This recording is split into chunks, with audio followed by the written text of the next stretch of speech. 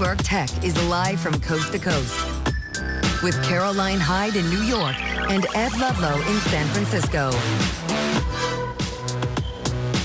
This is Bloomberg Tech. Coming up, tech earnings are in focus with Texas Instruments and AT&T already out and looking to Alphabet and Tesla after the bell today. Plus, the Microsoft SharePoint hack hits the U.S. Nuclear Weapons Agency as the tally grows of organizations breached. And the White House unveils its AI action plan, including the promotion of a rapid build-out of data centers for AI. Meanwhile, let's check in on these markets, because maybe the NASDAQ 100 is lagging some of the other key benchmarks today. The enthusiasm for the S&P, for the Dow post that Japan trade deal, not quite filtering through. We've got more anxiety around individual earnings, Ed, that you're digging into. Currently flat on the NASDAQ 100 key tech benchmark. What are you looking at? Yeah, we're kind of treading water to tonight, right? But the two earnings that are out are AT&T, which is also completely flat. The story, they just didn't hype themselves up as much as some of their peers had, taking advantage of policy. We'll get into that in just a minute. But look at Texas Instruments, down 12.3%. Do the math on tariffs. Maybe part of this, Caro, is that for a company that makes chips that go into basically everything, they can't do the math on tariffs. And I think that's where we go. We do, because 100,000 customers, they couldn't tell us who was dragging inventory forward or not. Ian King joins us for more. And look, this is the worst fall in the stock since 2008, Ian. Yeah, they're having a very bad day, and it's not because the numbers are terrible. They're absolutely not. It's more of a directional thing, and it's more because, as you guys just alluded to, they're kind of pressing the wrong buttons, the fear buttons for the market right now, which is tariffs are going to have an impact. Maybe they're having an impact already. Frankly, we don't know. And that was really the tone of the call yesterday. And obviously, analysts and investors this morning did not like that. Ian, in your interview with CFO Rafael Lozardi, he basically said this idea, right? We have all these customers in all these different domains. It's hard for us to keep track. But executives on the call also talked about the idea that in the current period, the order data is quite strong. Yeah, I mean, the way that they described it was that it was kind of non-linear, that when there was a lot of uncertainty about what was going to happen with tariffs at the beginning of the quarter, we had a kind of a spike, very strong orders, and then after that, things kind of evened out a little bit more and followed normal patterns. But that is the kind of thing that analysts and investors have kind of been looking for, as like a sign that this demand that we're seeing isn't real demand, that it's this inventory buildup that Caroline just sort of alluded to, that this kind of pulled forward. So again, the numbers were good, right? 16%, then forecasting 11% growth. There's nothing wrong with that. The problem is that people are concerned about how much of that is real and how much of that can continue. What's the read across? Because NXP sort of signaled this, but Texas Instruments is the bellwether. Yeah, Texas Instruments is a more diverse company than NXP. What they have in common was auto, and what Texas Instruments said about automotive, which is, as you know, one of the great hopes for the chip industry. Things haven't got better yet. We perhaps saw a bit of pull forward in China. And again, this is this should be turning into a positive story. This should be sort of heading upwards and making everybody smile again, and it's not, right? So that, as we look at other companies throughout this earnings period, companies that are trying to do well in auto, perhaps a company as like Qualcomm, which is part of that diversification story, people are now concerned about this area. People are now concerned more in general. Bloomberg's Ian King, thank you very much. Another company that's out with earnings is AT&T. Shares have been slipping. They're now flat after the company reiterated a profit forecast that fell short of analyst estimates. Still, the company saw rapid wireless phone subscriber growth, adding 401,000 customers with the help of increased perks and incentives in the second quarter. For more, Bloomberg's Kelsey Griffiths is here in Washington, D.C. So basically, investors are saying, well, hold on a minute. One of your big rivals, Verizon, bigged themselves up, what they've been able to do because of President Trump's policies, particularly around tax. I guess the read across is that they're disappointed AT&T is not doing the same thing. Exactly. So what we saw this morning is that AT&T became a bit of a victim of inflated Wall Street expectations after Verizon ended up posting these really good numbers. They ended up updating their full year forecast, and I think the market was kind of hoping that AT&T would do the same. Now, AT&T did adjust their numbers a bit, but it wasn't anything as dramatic as we saw with Verizon. Meanwhile, what was dramatically better than Verizon was the amount of net adds they're making in terms of phone use, Kelsey. Just push us forward, therefore, on AT&T, perhaps what was baked in, because these stocks have run up this year. That's right. AT&T is on a really good growth trajectory, and they're seen as this pretty steady, growing business. They've been investing a lot of cash into their fiber subscriber ads, and although they were a little short of expectations this quarter, that is still an area where they're predicting massive growth. They were bullish about their commitment to investing in this country. This is a theme Caroline and I have discussed with AT&T in the past. What did the CFO say they're going to prioritize, and what's the kind of level of investment that they're talking about here?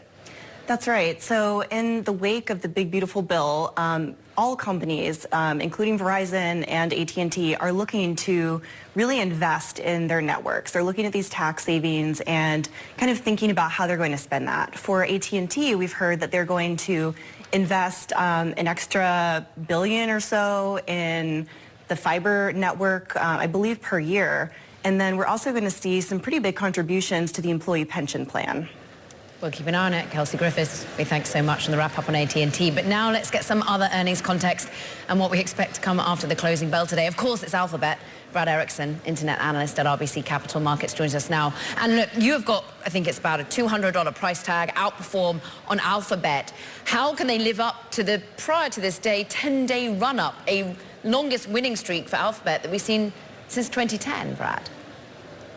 Yeah, there's a couple of kind of cross-current things going on. I think first on the fundamental side, we're going to see really good numbers. Our checks through the quarter were fairly strong, and I do expect them to print upside tonight. So I think that's kind of why you've seen the market price that in a little bit and run the stock up here in front of the print. Offsetting that, maybe not quite as good from a forward setup perspective is net. Once they print numbers tonight, say what they say, then we've got to sit around and wait 2, 3, 4 weeks for this regulatory decision out of the judge that obviously will scare some people. So. And let's just think about that regulatory overhang. We love reading your notes, and really you were talking about how this is a strong fundamentally company but challenged thematically in awaiting regulatory wildcard. We await what Judge Mehta says in August. But when you think about the challenge thematically, any numbers that you're going to be looking at that would tell you that there is competition in terms of search, that ChatGPT is eating in to their breadwinner? Yeah, I mean, they'll obviously, again, they'll print the numbers tonight. I do expect them to be good. And so just objectively on that piece of it, I think they'll have a really strong case and story to tell on the conference call around why AI is good for their business. They're not going to directly address sort of the competitive threats, but they will definitely be, I think, in a good position tonight to position AI as sort of nothing but a good thing for the business. But yeah, I think the point of our note was the numbers will be good. They can say what they want, but the reality is, so long as, ChatGPT, Perplexity, Anthropic, there's a number of companies that are really making a lot of headway on the AI front. Everyone's well aware of that bear case, that AI narrative against Google's core business is not going anywhere for the foreseeable future. Brad, the technology story I see is quite simple. How does the Gemini model become more embedded across all of Google's business? But I guess I'd love to know where you want to see it show up in the financial results to give you faith that the payoff is there. Yeah, I think the most important piece, and it's not, I don't think it gets enough focus, is Gemini, the model, right? Partially it's just because of the brand. People have learned the name. It's obviously driving the Gemini app, and that is important. Where we're actually really focused is certainly on AI overviews, but bringing Gemini to AI mode. I call it my mom test, right? When my mom is suddenly using some of these tools, we know they're really hitting sort of broad-based. In fairness, my mom doesn't do a lot with technology, so there it is. But the point is that if you're spoon-feeding AI mode to people that would ultimately just be coming to Google for normal purposes, and you've got the power of a really solid set of Gemini models, that's where I think it becomes a bigger and bigger tailwind for these guys. Brad, we got the White House's AI action plan this morning, 23 pages. I printed it out for you, so for some light reading. Later in the program, we'll get into the details and the politics of it, but the simple question is whether or not Alphabet is going to be a beneficiary of what this administration wants America to do in AI. Do you think it will be?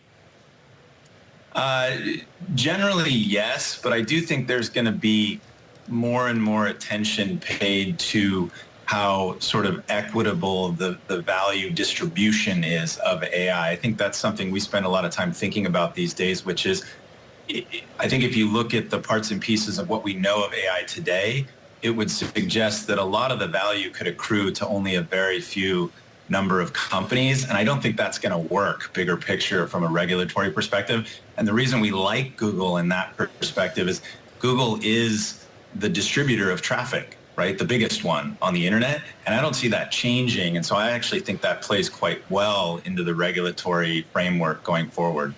Let's go to regulatory overhang, just the last case though, Brad, because that is the cloud you signal coming in August. What do you brace for? Yeah. Do you think Judge Mehta would break up the company? Short answer is we don't think so. I think that we ascribe kind of a lower probability to that. But there's sort of 2 or 3 things we think about. Number one is you're not going to be able to pay for placement on default search. We're pretty certain that is going away. 2, there could be some sort of opening up the kimono on data that Google has to competitors. We actually don't think that matters that much, but that could certainly play out. And then the third one is the divestiture potential of Chrome. And there are stances, Chrome's not a business, it's a product. I think maybe the DOJ comments sort of ignored that piece in their aspirations to have that piece of it removed. And so ultimately, they could force them to do that. It's certainly possible, but then you're introducing a whole other set of issues, as we've seen Perplexity, OpenAI, all these companies talking about opening browsers, right? It's clearly going to be very important for distribution. It seems incredibly arbitrary to sort of hand away Google's browser in the hands of another when they're saying that is going to be critical to the technology innovation here for the future. It would just be handing value away. So we see low likelihood of that happening. Brad Erickson, RBC Capital Markets Internet Analyst, pushing ahead to Alphabet after the bell. Thank you. The other name after the bell is Tesla. This is a stock that's down 17% year to date. It's up 0.5% in the moment. And the data, Caro, is like probably biggest drop in revenue for a decade year on year. But the street probably looking past that because it's not about selling cars anymore. It's not. It's about one man, really, and his vision. And let's just stick with Elon and Elon's empire. Because actually, look, you took a look at the language, the fine print included in the tender offer that's going on for SpaceX, right? And you noticed that there's a new little warning just tucked in there about his potential to get more involved in politics? Yeah, so what we saw was the risk factors section in the tender document that valued SpaceX at $400 billion, right? And this is what it literally says. It acknowledges that Musk was previously a senior advisor to President Trump as part of DOGE, but also, this is the key bit, may in the future serve in similar roles and devote significant time and energy to such roles. The reason that's important right now and analogous to Tesla is that Tesla investors are also saying all we need to hear is that Musk is committed to the company and other companies, not necessarily what his political beliefs are. I think that's kind of what we're watching for. And look, he's been trying to signal that on X, right? He's sleeping, eating, repeating work amid a little bit of like childcare. Yeah, 7 days a week back at the company, but there's this big overhang about the America Party, and people on X are saying, will he even address the America Party thing during Tesla's earnings calls? That's the state of play right now, yeah. Well, we keep our eyes on it. More coming up right now on the Microsoft SharePoint hackhead. It's widening.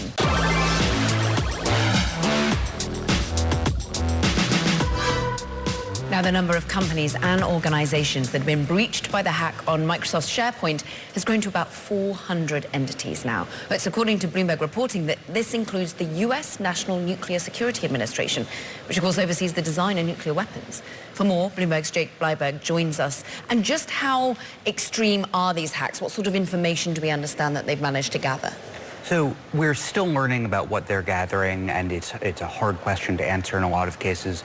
The thing we know they've taken in at least some instances are sign-in credentials, usernames, passwords, other information that's used to secure systems. And that's particularly concerning because it means the hackers can potentially branch out from what the one system they got into here. Jake, when Bloomberg broke the story last night about this particular agency being hacked that is responsible for the development and disposal of nuclear weapons, understandably, loads of Americans on social media were like, what on earth, are we in trouble? Do we know the limits of what the hackers were able to gather? What is the agency's response? I think it's a time where we're just like, here's the reality of the situation. So what our reporting shows so far is that there wasn't sensitive or classified information taken from this nuclear agency, and that the classified information within it and most other government agencies is sort of sectioned off from the type of system that was easily breached in this attack. However, as I just mentioned, one of the concerns here is that once the hackers get in, they may be able to branch out and burrow in elsewhere. Now, what's interesting is the number of agencies and companies and entities has been identified by a Dutch cyber company at the moment, this one being iSecurity. They're saying it's largely US-based, but actually very international. What has Microsoft been identifying? They've, of course, told us who potentially the hackers are, but how are they keeping us abreast of this? So Microsoft has told us that at least 2 Chinese state-backed hacking groups are behind some of these attacks, and that there's another group based in China that is carrying out attacks too. What we know is that the servers that were made vulnerable by this attack for the common Microsoft software SharePoint are spread out all over the globe, and that the number that were potentially vulnerable is in the thousands, not the hundreds. So the scope of this is really something that's still coming into view, and Microsoft up to now has not told us how many of their customers have experienced breaches. Jake, many Microsoft customers watch this program, many Microsoft employees watch this program. What has Microsoft told us in terms of their response and how they're handling it? So Microsoft moved quite quickly to roll out patches to this vulnerability. Once they became aware of it, they rolled out a patch over the weekend and more during the week to sort of try to close this door and keep it shut. But what we've heard from other security researchers is that once the hackers are in, you're still potentially vulnerable. Closing the door once they're in the house doesn't solve your problems. And that really requires sort of continuing to search and understand, did we get hit? Bloomberg's Jake Bleiberg with ongoing reporting. Thank you very much.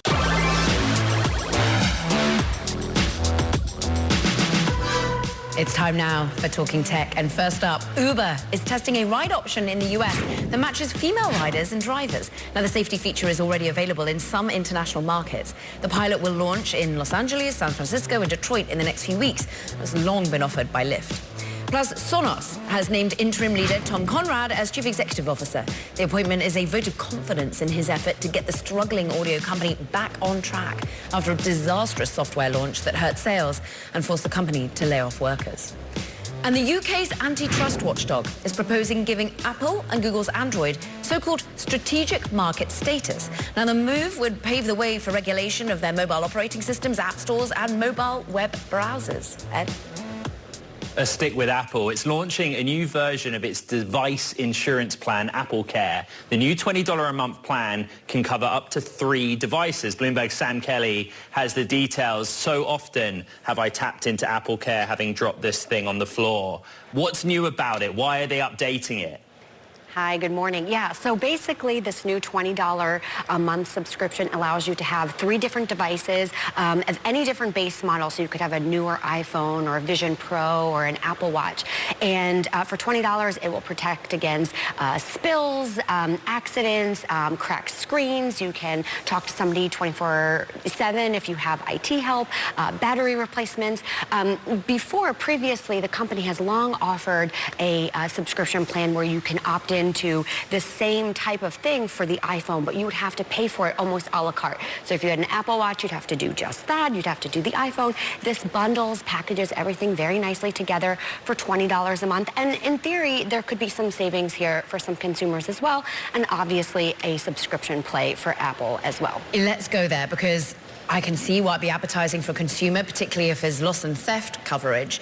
What is in this for Apple? Yeah, so this is a major play for Apple. Again, you know, devices and insurance isn't exactly, it doesn't sound sexy on the surface, but there is a major play here. So basically, the services division in general is Apple's second biggest moneymaker behind the iPhone. Not only is it the App Store, there's Apple TV Plus, there's Apple Fitness, there's iCloud. So here, with Apple Care, you're able to you have 2 billion devices out there.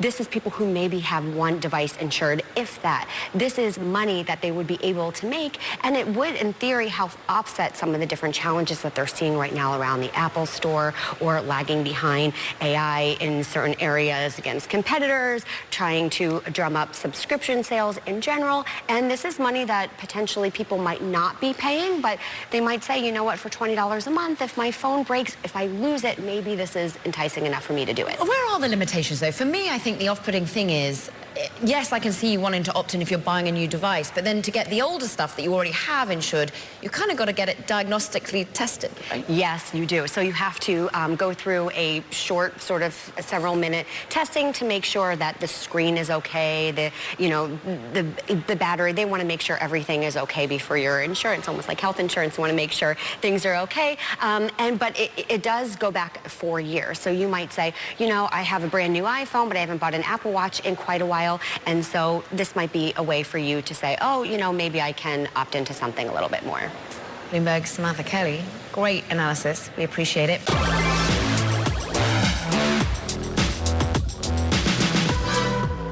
Welcome back to Bloomberg Tech. Let's check in on these markets, because actually tech is kind of underperforming some of the other major benchmarks today. There is uplift and euphoria around a Japan-US trade deal. Is there more to come? But on the big tech benchmark, we're flat on the NASDAQ 100. We had some key earnings that drag us lower from a points perspective. Let's dig into them. Texas Instruments, Ed, we talked about it at the top of the show.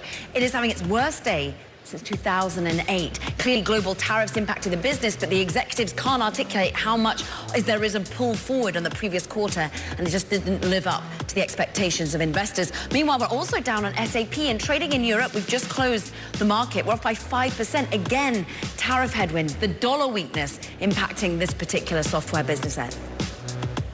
Okay, AI leaders are gathering here in Washington as President Trump is set to give an address on his AI roadmap for the United States. Details that it includes the rapid build-out of data centers and the removal of, quote, onerous AI regulations. Bloomberg's Michael Shepard joins us with more. We've both printed it out, all 23 pages. We haven't read the entirety of it. We skimmed it. But we've been talking for a while about how the focus of the document, it's infrastructure related, the American technology stack and the energy to support it. Is there substance to it on that side? Well, the substance will really bear out over time, Ed, as we see a lot of administrations, not only the Trump administration, but all of its predecessors have flooded Washington with these sorts of policy directives in the past.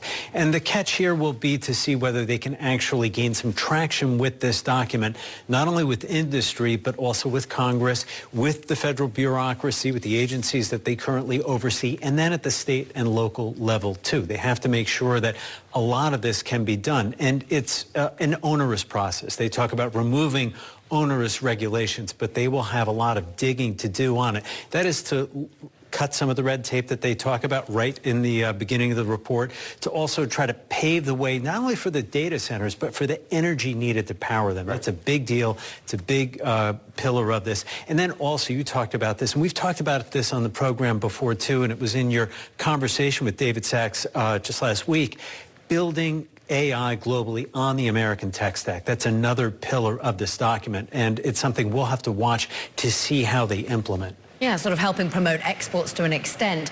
Mike, dig into what they're looking at abroad right now, because yes, there's been anxiety about states going it alone. But meanwhile, Europe's on top of AI regulation. How do they counteract that? Well, what they're trying to do first is set the tone here in the U.S. when it comes to regulation of AI by pursuing what they consider to be a lighter touch, Caro. More importantly, though, they are focusing on deployment of technology and the infrastructure that is needed to power it abroad. And that is why, in part, you saw the relaxation of the export curbs on H20 chips from NVIDIA to China. And this is a step that the administration sees, and certainly one that Jensen Huang endorses, that's needed to be able to have American companies, especially NVIDIA, competing in China so that it doesn't make it so easy for China to be able to export its own technology perfected at home to other markets as well. And that's a really critical step for them. They've articulated here, and President Donald Trump will be signing orders later today to implement parts of this plan. Among them, we expect to see orders instructing U.S. export agencies to take steps that would enhance deployment of American technology and export of not only just the chips themselves, but everything that goes with it for it, the software and everything else too, Caro. Bloomberg's Mike Shepard with the latest on the report. We appreciate it. Look, for more on the future of AI and President Trump's action plan, Navrina Singh is with us, Credo AI CEO. You really look at the way in which we can implement AI from a governance perspective, from a risk tolerance perspective, from a cultural perspective within businesses, Navrina. When you're looking at this report, when you're thinking about AI being more hands-off, more pro-growth, is that the right way? Well, good to see you, Caroline. And today we really commend the White House on launching the AI action plan. I think if you dive a little bit deeper into the AI action plan, there's a key statement and sentiment, which is the bottleneck to harnessing AI's full potential is not necessarily the availability of models or tools and application.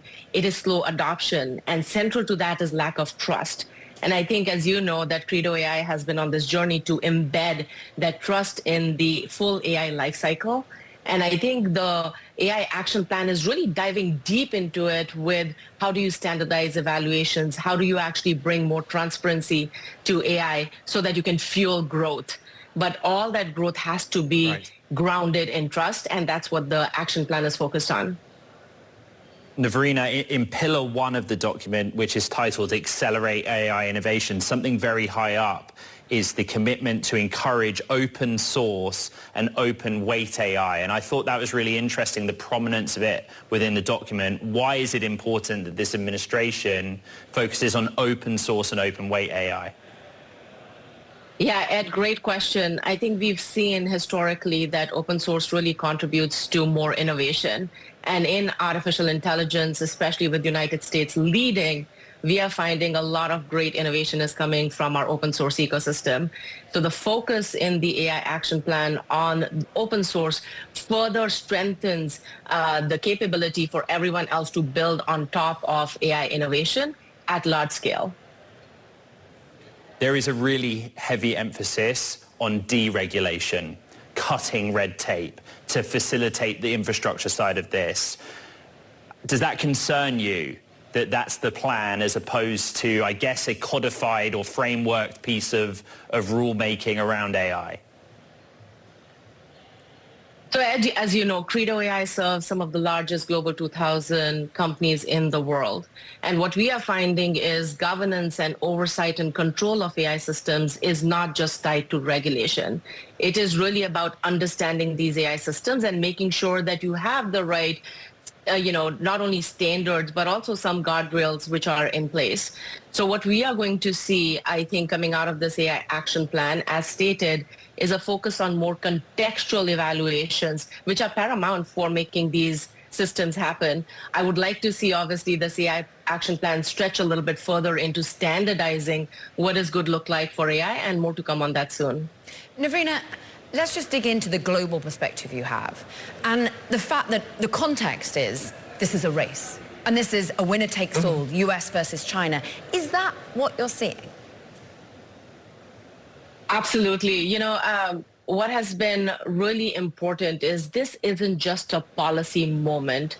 I really believe this is a moonshot moment for US. And to continue leading in artificial intelligence, US will need to lead with trust. And that's how we are going to unlock the power of this technology. So this is an arms race. United States is leading, and it's going to be critical how we bring our allies and partners together on this journey by grounding them in trust, oversight, and right responsibility is going to be key. So when we go back to the open source question, that feels in reaction to what happened with DeepSeek and China. And ultimately, is that, do you think, where this sentiment is coming from? And what does that mean for the players here in the United States? Is it all in on Meta's viewpoint? You know, Caroline, that's a great question. You know, United States has been leading in artificial intelligence, and we will continue to maintain that leadership. The open source focus is a really pivotal one, because if we want to lead, especially with hard sciences in using artificial intelligence, building on each other's work has always been foundational to how open source works. So I don't think this is in reaction, but this is a continued leadership from United States perspective in terms of how we are going to lead in artificial intelligence. Lavrina Singh of Credo AI, great to have you back on the show. Thank you very much.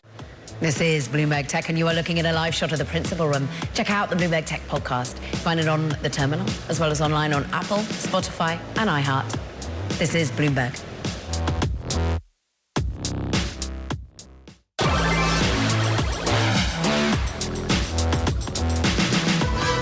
Compliance startup Vanta, well, it's raised $150 million in its Series D round, bringing its valuation to over $4 billion. Now, the 8-year-old company helps businesses stay in line with rules and regulations around managing and storing customer data.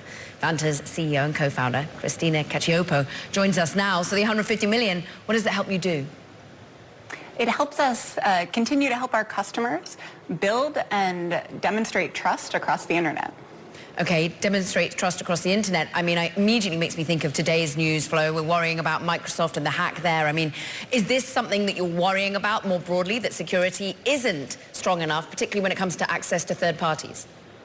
Yeah, I think what we've seen is security online is an increasing concern. This has been true for years. It's been true for decades. It will continue to be true. And it's not because smart people aren't working on it. Lots of smart people are. It is just an increasingly hard cat and mouse game as adversaries get stronger and stronger, now with AI as well. And so it is increasingly hard for businesses to build out trustworthy platforms, secure customer data, and we hope Vanta is a part in helping them do that. 12,000 of them already, customers that you're helping. What has been the demand like for your own AI applications, AI agents in particular? Yeah, we launched our AI agents earlier this year. We've seen great reception from customers. I think we've had the agents kind of automate a lot of manual work our customers were doing. Customers like Duolingo and Ramp and Snowflake are all using the AI agents to automate kind of what were manual security and compliance workflows. What's interesting is the way in which you want to expand now is by looking not just at companies, but at governments and government agencies. We can show your customers, we can also show the VCs that are continuing to back you, one of whom, of course, is, well, the business of Kraft Ventures, and that we associate with David Sachs. Is he going to be able to open doors for you? You know, what we've heard from David and Kraft is David is very focused on Washington, D.C. He left an incredibly strong team at Kraft, but there's kind of strong guardrails in place between those two teams. So we really enjoy working on, with the folks at Kraft. And, separately, we're pursuing engagements in D.C., but from what I hear, David's really engaged with his work with the government. And do you think, just in the current administration and environment, that they are more willing to work up with startups such as yourself, that government now is a more accessible area for your company?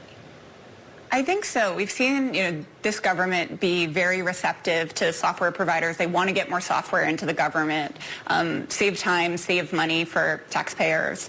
And there's programs like FedRAMP 20X, this pilot that is going through to help software providers prepare better and faster to serve the government. Because the U.S. government is just a different sort of customer than almost any other in the world.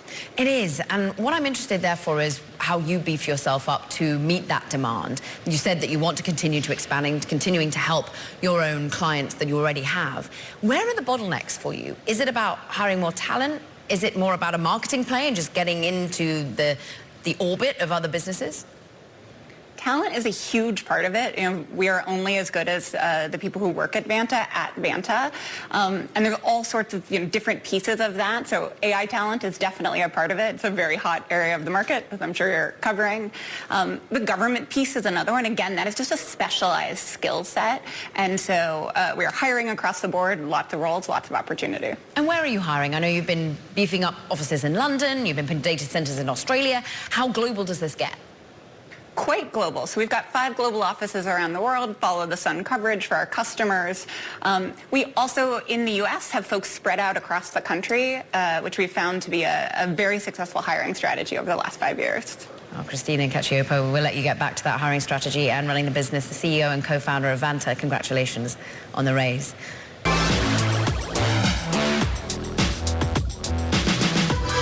Tesla, it is set to report earnings after the bell. The quarter was a busy one, with the re-engagement of CEO Elon Musk, the launch of the company's robo-taxi service in Austin.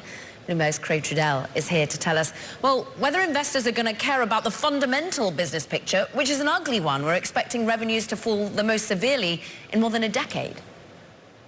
Yeah, and I think, we only have to go back a quarter for, how Musk is likely to approach, tonight's call where, he said something to the effect of don't look at what's going on now, cast your gaze on, this bright, shiny object on a hill. That is likely what we're going to have a sort of repeat of here, because this is a company that its fundamentals are in really rough shape. The car business, not only is it not growing anymore, but it's actually shrinking pretty substantially. And, they did indicate earlier this year that the energy business, which has been a source of growth, is going to get hit hardest by tariffs. So, the leaning into the robo-taxi messaging, the AI story is absolutely what we can expect to hear from Musk tonight. It's also not just tariffs that they're exposed to, but a pulling away of support for EV measures. Does that ultimately matter when you're thinking of a company that is valued at 142 times projected profit? Do they care about what happens from a support perspective for buying? I think that's got to come up at some point on tonight's call, right, is where are regulatory credit revenues headed? Because there's a lot of concern, particularly about the state of affairs in the U.S., where you have, as part of the big, beautiful bill, you had the zeroing out of penalties for not meeting fuel economy standards. So that sort of source of revenue where other manufacturers who are having trouble meeting those numbers, they no longer need to go to Tesla for help. There's also the Trump administration going after the California ZEV mandate, and, also on the EPA front, tailpipe emission standards. So really sort of across the board, there's less and less reason for Tesla's rivals to have to turn to Musk and say, hey, we need some help from a regulatory perspective. And that's been a huge source of revenue for this company over the years. And how much does that matter for plowing money into the future bets? As Nick Colas over at Datatrex puts it in our story, I think 95% of the valuation of Tesla is basically based on its futures, which are Optimus, which are robotaxi. But is that at risk if we don't have the cash cow? Yeah, I mean, we're talking, when we talk about just how much revenue, over the years, going back to, since this has been a public company, we're talking about over $12 billion. That's a substantial amount of money.